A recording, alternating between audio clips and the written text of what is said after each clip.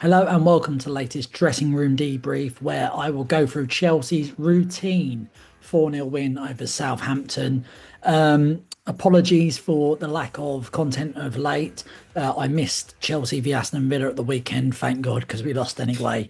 And I saw the highlights, and another keeper howler lost us some points. But I was running the Seville Marathon, and that's why I didn't cover that game. Anyway, back to it. I don't think there's too much to say on last night's game because Southampton are really, really dire. Although their away support was great, fair play to them having to watch that every week. But yeah, it didn't really prove much. The only thing that we needed to do was make sure we win, and the same when we play Leicester next week at home. It's another must win because those two games are on paper easier. To get a bit of confidence back after we've had two wins from 10.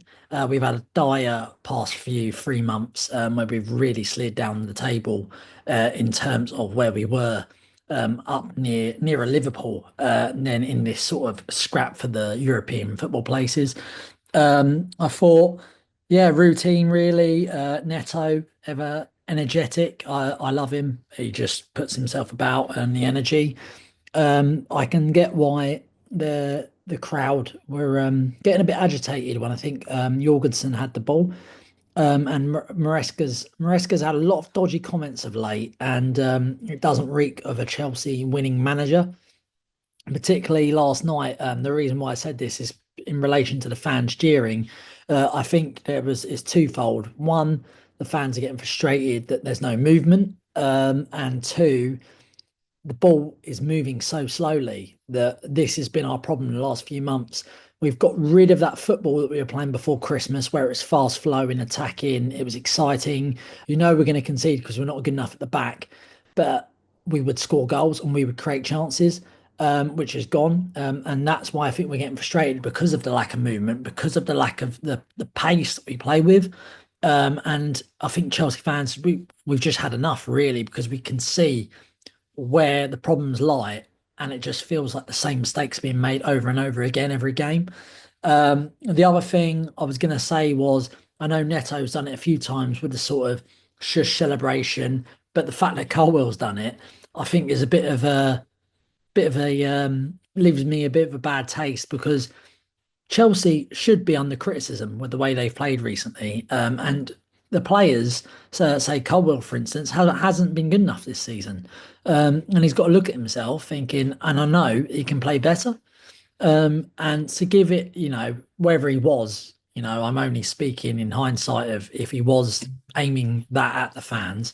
I think it was a bit of a disgrace considering we went before that game, we've won 2 out of 10. We've slid down the table.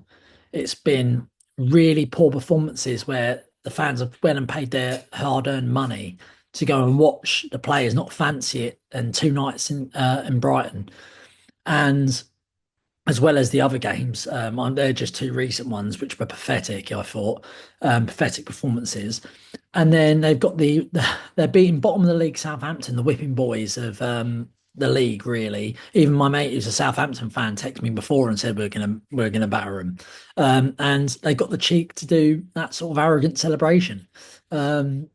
But that's if it was. Obviously, it might have been, it might not have been. So I take it back if it wasn't. But if it was, it just leaves a bit of an irritation in my mind. Other than that, I thought that the protests before the game, a comment I wanted to say on that was that I don't really get why Bowley took a lot of the brunt of it when the sporting directors are the real reason we are where we are, because they haven't recruited top class goalkeepers. They haven't recruited a top class striker. They haven't recruited leaders, which we've needed since probably Cahill. Silva, the only last leader we had, gone. We've needed that injection of leaders to nurture this young, talented team through, and they haven't recruited that. They just keep recruiting more and more youngsters that they might sell on in a season or so for profit. And they've gotten away with it because I don't feel like the protests were aimed at the right people. So I feel like Winstanley, Stewart, and Barley, the three sort of pioneering the Chelsea we're seeing at the moment, got off lightly, I thought, because that should have been calls for jobs, because they haven't been good enough over the four windows that they said to judge them by, because we're still missing three key positions in which we've needed for the last 5 years. And I just thought that was my biggest takeaway from the protest. Look, I didn't go to the protest, so I'm just going by the media reaction in media outlets. But that was my biggest question because a lot of the criticism should have been aimed at them. I apologize for the lack of analysis in this video, but I'm just happy we got back to winning ways. Not really much to say because that's how bad Southampton were. So I didn't really feel like Chelsea needed to do much to win. They should beat Leicester, so maybe I'll be able to provide a bit more of an analytic take in that game.